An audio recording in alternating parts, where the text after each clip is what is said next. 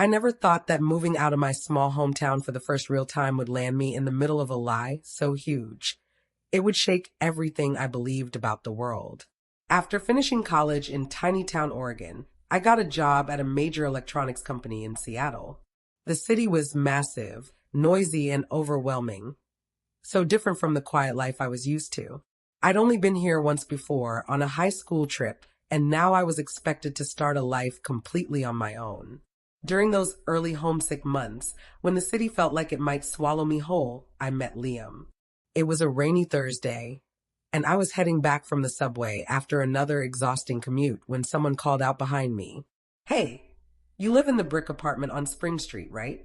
I turned, a little startled, and saw a man with kind eyes and a shy smile holding his umbrella so it covered both of us. "Sorry, I'm Liam. I live next door.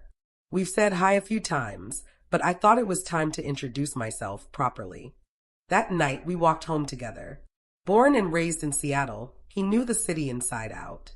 I told him about my new job, the panic I felt the first time I had to switch subway lines, and how much I miss my family Sunday morning pancakes.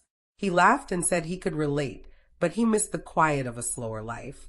I learned he worked in urban planning, loved plants but hated bugs, and thought my small-town charm sounded like something out of a movie. We exchanged numbers before parting ways. The next day, he texted, "Hey, Naomi, I know yesterday was random, but I really enjoyed our chat. Want to meet up this weekend? I know a botanical garden you'll love." To my surprise, I said yes. That Sunday, we wandered through greenhouse arches and down fern-lined paths, sipping coffee from compostable cups, talking about everything from awful first jobs to the names we'd give future dogs. Liam knew so much about plants that he could tell me a beautiful orchid was actually carnivorous. He blushed when I teased that he sounded like a nature documentary narrator. By the time we reached the koi pond, I was smiling at everything he said. After that, weekends became ours. 6 months later, we were officially dating. By the second year, we were meeting each other's colleagues and having long talks about where life might take us. One night, over drinks with one of Liam's old college friends, I heard something unexpected. "Naomi's great, man. Just so you know, back in the day, Liam had a bit of a flirtation problem." Liam turned red. "That was college, Max. Let it go." Max shrugged. "Fair. But it got messy. Multiple girlfriends, late-night drama. People can change, sure, but some habits die hard." Liam laughed it off. Later that night, I asked him about it. He admitted he had been reckless in his younger years, but swore that chapter was closed. I chose to believe him. After we got engaged, we moved in together. Our apartment on the edge of Queen and wasn't extravagant, but it had a stunning water view and a large balcony that Liam filled with succulents and herbs. He'd often say, "Who knew the girl next door would become my wife?" We hosted small dinners, shared morning coffees with mismatched mugs, and laughed ourselves to sleep most nights. It wasn't perfect, but it was ours. Then one Thursday evening, while I was preparing pasta for dinner, Liam came in with a serious expression. "My mom's been diagnosed with early-stage dementia," he said. "She called today crying, says she doesn't want to forget me. I think I need to start visiting her regularly."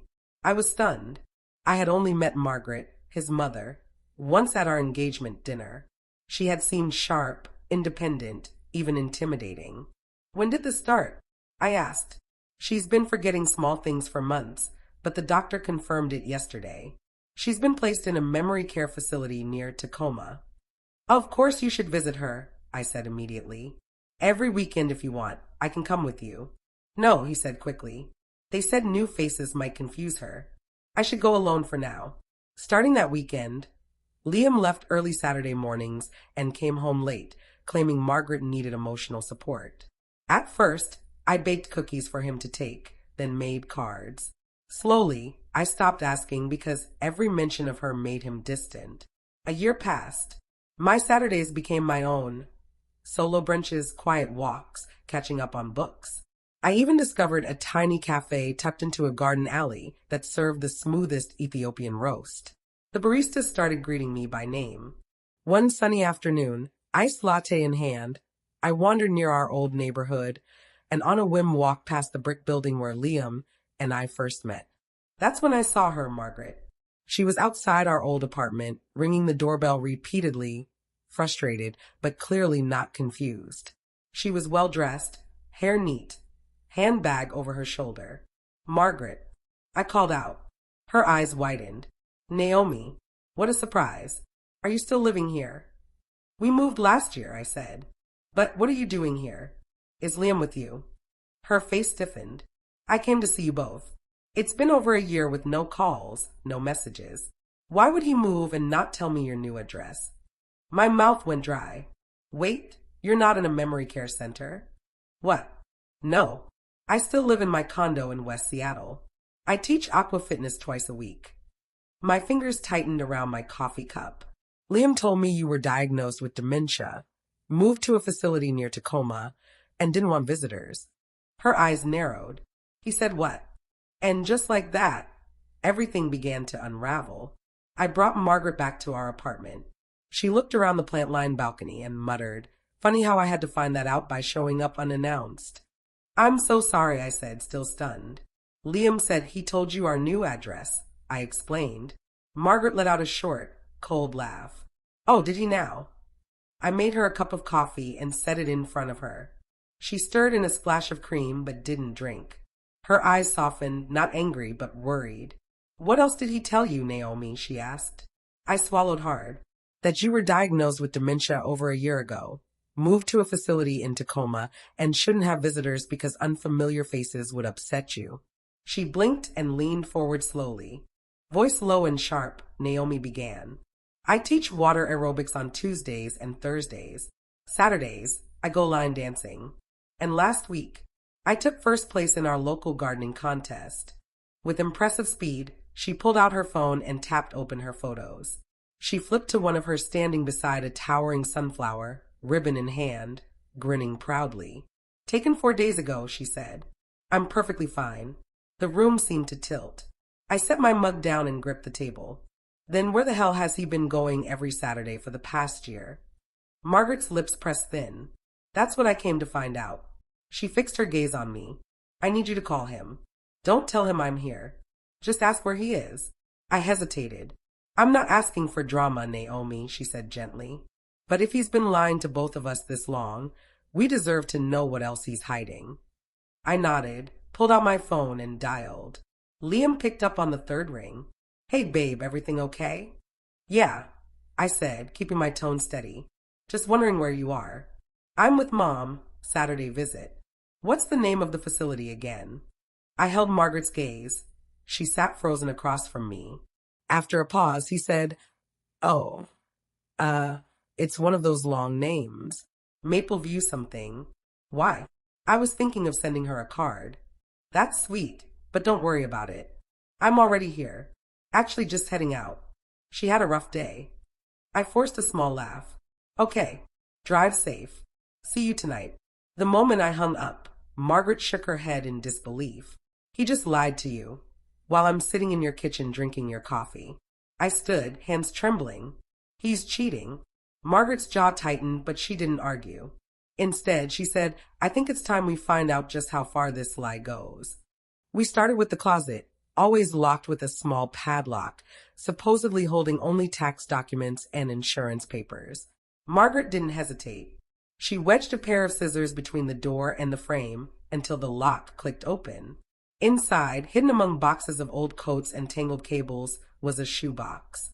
Inside that were hotel loyalty cards, at least 6, receipts from late-night restaurants with 2 entrees and wine, a lipstick that wasn't mine, a tiny perfume vial I'd never smelled, and a blurred but unmistakable photograph of Liam sitting with a blonde woman at a bar, his hand on her knee. Margaret stared at the photo for a long moment before sitting heavily on the edge of the bed. "His father," she whispered. "He was the same. Always secrets. I used to find receipts in his pockets, too." She closed her eyes. I thought I raised Liam differently. I knelt beside her. "This isn't your fault." "No," she said softly. "But it's still my mess to help clean up." She stood, expression sharpening. "Naomi, I have an idea. But I'll need your help." That night, Margaret stayed at my apartment. I offered her the guest room, brewed fresh coffee, and we sat quietly on the couch, planning. By morning, the plan was in motion. She called in a favor from an old student, a real estate agent with connections near Olympia. She had property there. She wanted me to see it. You don't have to do this, I said. Oh, yes, I do, she replied. You're not the one who lied, manipulated, and abandoned his mother. We packed a small bag and left before Liam returned. Around noon, driving past tall pines and golden fields, my phone buzzed. It was Liam. I handed the phone to Margaret. Answer. Put him on speaker, she said. I did. Naomi, where the hell are you? I came home and the place is empty. No note, no text. What's going on? Margaret leaned in. Liam, it's your mother. Dead silence followed. Mom, I am not in a care home. I never have been. You made up a lie so you could sneak around and cheat on your wife. And if you think I'm going to stay quiet about it. Wait, what? No, I was trying to protect Naomi. You were forgetful. And save it, I snapped. We found everything. The cards, the photos, the lies. There's nothing left to misunderstand. Look, I'll explain. Just come home and let's talk. No, I cut him off. There's nothing to discuss. But the apartment? The mortgage is in your name alone. You told the bank I was unemployed to get better rates. Enjoy that. I hung up and blocked his number. Margaret looked at me and squeezed my hand. You did the right thing. I don't feel strong, I whispered. That's the funny thing about strength, she smiled. You rarely notice it until you look back and see everything you've already walked through. Later, she drove me to a quiet street lined with flowering dogwoods and wide porch homes. Here, she said, stepping out. The building she led me to was a 2-bedroom designer apartment overlooking a small lake. I own this, she said. You can live here. I'll let you stay as long as you need. I can't accept that. Yes, you can. You were deceived, used, and left behind. The least I can do is help you start over, she said. I paused. But the commute. I'll cover your train pass. The express line goes straight to Seattle. You'll still get to work faster than most people. I gazed at the lake and let out a deep breath. For the first time in a year, it felt like I could actually breathe again. The air here was different, not just quieter than Seattle, but cleaner, softer. The breeze, scented with pine, seemed to defy the city behind me, and the lake sparkled in the morning sun as if daring me to take it all in. Margaret's apartment faced that lake. 2 bedrooms, a modern kitchen, floor-to-ceiling windows. A designer friend had staged it to perfection. It looked like it belonged in a magazine. And now it was mine. Well, technically not mine, but I had the keys and the piece I needed. On my first morning there, Margaret handed me a card for the commuter express. It'll get you downtown in 45 minutes. I already paid for the monthly pass. I started to refuse, but she cut me off. No, let me do this. You've earned a chance to rest, to rebuild. I'm not asking for your forgiveness. I'm just helping someone who never deserved to be deceived. I swallowed hard and hugged her. She hugged me back, whispering fiercely, and if he ever shows up here, I'll flatten his tires myself. We laughed louder than we had in weeks. Commuting was easier than I expected. I began bringing my laptop on the train, answering emails, or watching the mist drift off the lake through the windows. The ride became a ritual, a bridge between chaos and calm. Work welcomed me back without question. I had taken a week off for personal reasons, and my manager, Julia, a pragmatic yet kind woman, simply said, "Take all the time you need. We've got you." Each evening, I returned to the quiet apartment, opened the balcony door, brewed a cup of coffee, and let the silence settle around me. 2 weeks later, I got a text from Liam. Blocked number. 1 conversation. That's all he wanted. I didn't reply. The next day, a new message came from an unknown number. I'm sorry. I lost everything. The apartment is gone. I moved back to the old place. That old place, the one where we first met. A tiny 1-bedroom with a leaky faucet that never stopped whining. Margaret confirmed it later. I drove by, she said, sipping iced coffee. He's really there. Looks miserable. Did he try to talk to you? She smirked. He did. Said he wanted to explain everything. I told him he could explain it to a therapist. I nodded. I should have felt victorious, but instead, I felt peaceful. I didn't want revenge. I just wanted closure. And I had it. Spring unfolded gently. I started attending a local yoga studio on weekends. Margaret introduced me to her book club, an eclectic mix of retired teachers and gardeners who welcomed me like a long-lost niece. I learned to bake sourdough bread. I watched sunsets reflecting off the lake. I smiled more. One Saturday morning, Margaret and I sat on the balcony, mugs of coffee in hand. She was unusually quiet.